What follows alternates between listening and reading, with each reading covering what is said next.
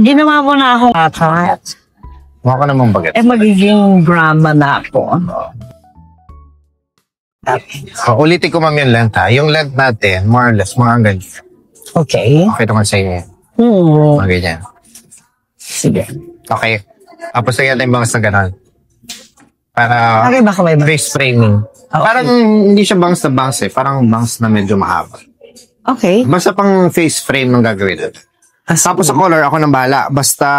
Lahat ikaw na bahala. Okay, sige. Basta something na mag-glow yung... Palumbatin mo yung buko at ayoko na ng ganyan kumukulot. Correct. Sige, ako nang bahala. Yung treatment ko na lang. Ay, parang bahala. Sige, maparedy ko lang ha. Thank Dark you. kit na. Sige, okay na. Ay, finiting ko. Diba? Pinapakita na yun. Kahit ito yung kailangan mo. Oo, correct. Siyempre. Ayos pa, ma'am? Okay naman? Oo, ang ganda. Ganda ng blending. Ginawa mo na akong bata. Mukha ka namang bagat. Magiging drama na ako. Hindi na halata. Tapos ma'am, ngayon, discuss ko lang yung anti-yellow. So, pag mapapansin mong naninilaw na, tsaka mo lang siya gagamitin. Okay. Yung isang, may may instruction naman.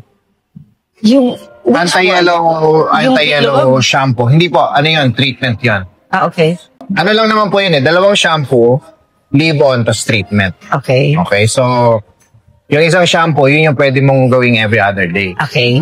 Yung anti-yellow shampoo, pag nag-fade lang siya or naninilaw, dun mo lang siya gagamitin.